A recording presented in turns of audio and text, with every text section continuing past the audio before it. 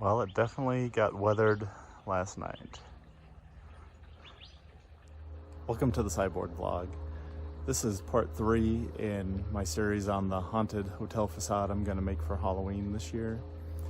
And in this video, I start off by showing the aftermath of a windstorm we had and what I had to do to change the bracing to reinforce the facade.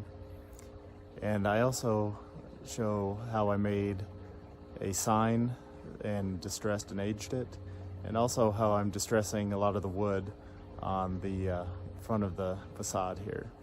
So stay tuned for all that.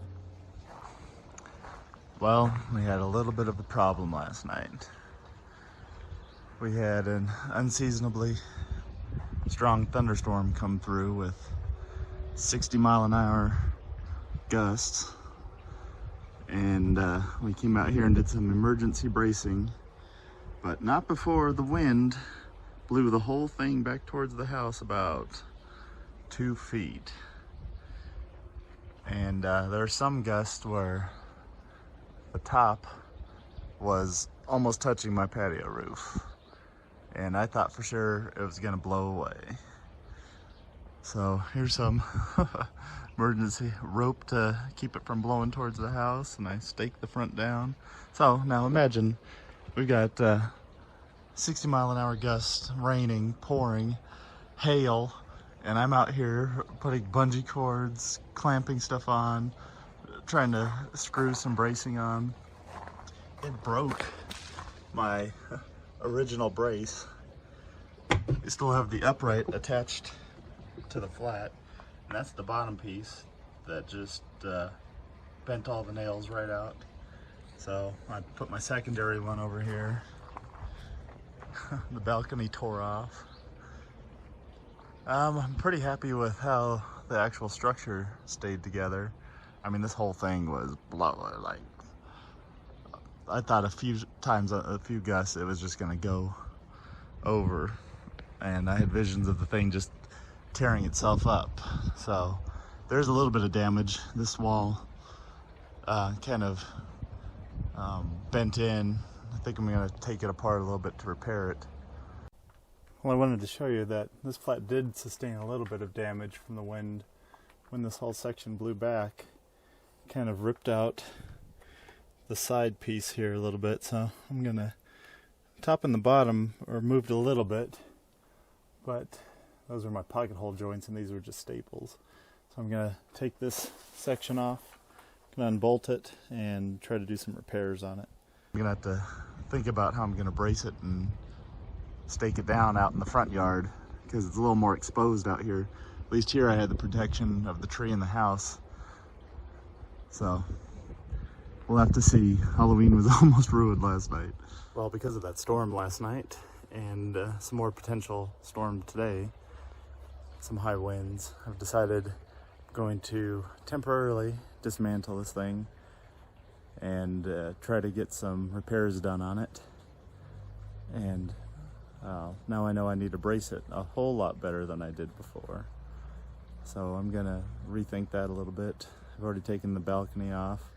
I'm gonna unbolt the top, just waiting for some help to get those panels down. Luckily I used 2.5-inch bolts and wing nuts for everything, so you can see the holes on the siding right there, and right there.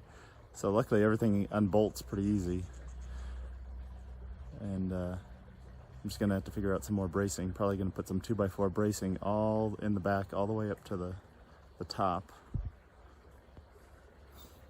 and stake this thing down next time. So hopefully there wasn't too much damage and I can repair it pretty easy. I'm gonna have to beef up the balcony pieces a little bit. Let me show you around the facade now that I've rebraced it. So some changes I've made is I've added in some little bases here that I have bolted to an A-frame. I also have bolted up here to the facade. So that gives it some rigidity. And I ran some longer 2x4s with the same thing. I bolted them in at the top and staked them in as best I could down at the ground. Now this gives it some good rigidity from the wind.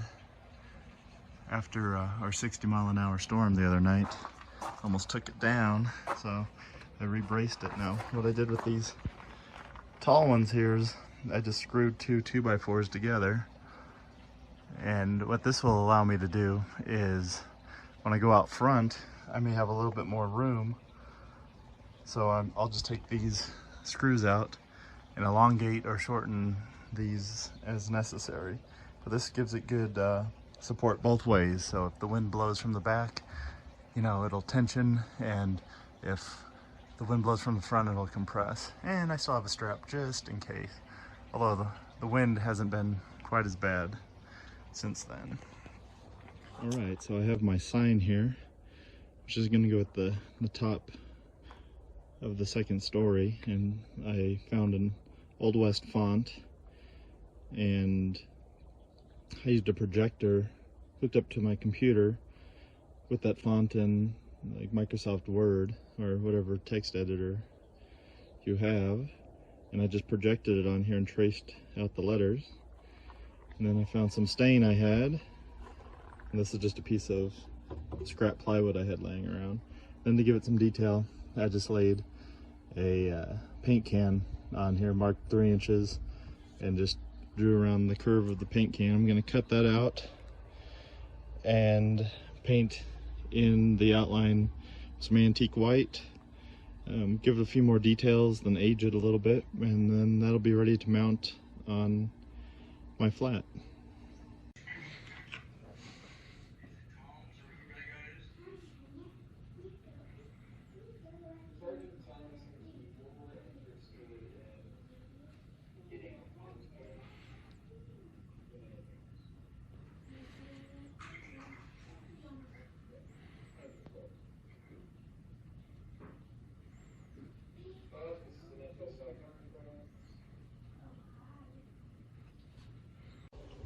So I wanted to show you my sign when it was all done. After I painted all the outlines that I traced on there from the projector, I used antique white to paint it, and then I went over the whole thing with the sanding block to kind of give some wear marks. So wherever the grain was a little bit higher, you know, it wore it down. And then what I did after that was I took some of the stain I have and just very lightly kind of went over with the semi-dry rag. You know, I got a little bit of stain on there, and I did around the edges, and I also went over the front. Now it looks, I thought I overdid a little bit, but at night I kind of think I might need to do a little bit more, but I'm fairly happy with the way that sign turned out. That's my first time trying to do anything like that. Found the fonts online, traced with a projector, and painted and aged it. So I have a few more to do, and I'm pretty happy with the way this one turned out. So I wanted to tell you a little bit about how I'm distressing the wood. As you can see here, I've kind of chamfered the edge a little bit, and you can either do that with a chisel, which I've been doing in the past. I've just been running it along the edge, taking little chunks out, and that was taking quite a bit of time. So now what I started doing is using my router bit with a chamfer bit, and I just kind of vary how much, you know, it's quite a bit sticking out right now, so I can kind of vary the depth by how far away or how close I get to the edge of the material. So I'll go ahead and show you that.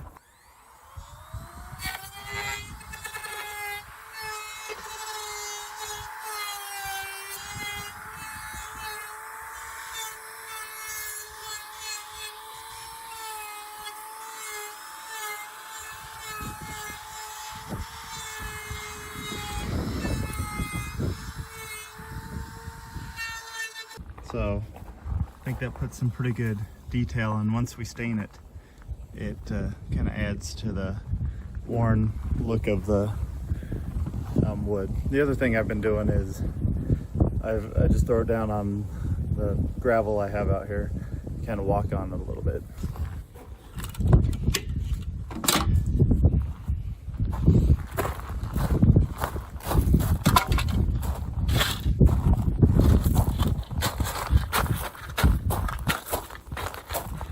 That just kind of puts some random marks on there.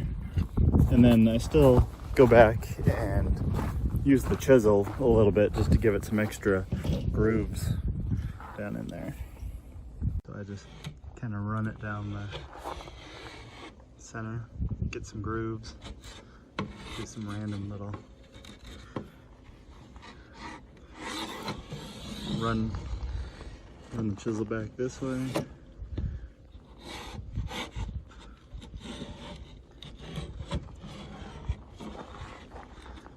And then when I'm all done with that, I also get my sanding block. I just got a belt sander belt at the hardware store, and I just cut a piece of 1x4, and I just use this to kind of clean up any really sharp edges.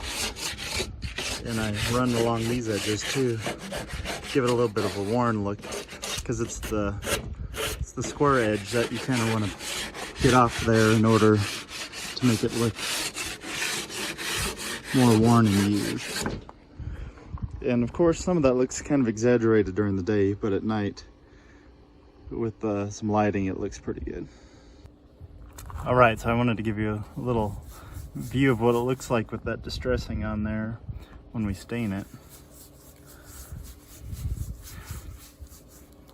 I'm using some weathered gray stain with the brush to wipe it on, and then a clean rag to wipe off the excess. And you can kind of see how the chisel marks and the routing on the edge kind of gives it that distressed look. Plus, we picked some furring strips that weren't exactly the greatest, so we have some good detail in there naturally too. Let me show you the other development here. This is going to be my candy delivery system, since we are in the age of COVID. Made it look like, once I aged the rest of it, it'll kind of look like an old copper downspout. And on the inside here is where we're gonna drop the bags of candy, and they should pop out right here. And trick-or-treaters will hold their bags. So besides that, I've also made some progress on the top deck. Pretty much got the top deck all done all the way around. I was experimenting with the lighting. And the last major things I have to do is build the door and do another sign right here for general store. Finish aging my copper pipe, do some more window dressings. It's kind of an example of what I'm gonna do. I've just got some of that black freaky fabric from retail store, and just have a white sheet behind it. I might shred that sheet behind it a little bit, but that helps block off. It completes it, because it's kind of distracting when you can see through and see all the bracing and everything. So that's where we're at right now. Well, that about does it for this video. I'm going to leave it off here with a picture of some of the lighting, the purple LED that we've set up on the top and bottom floors.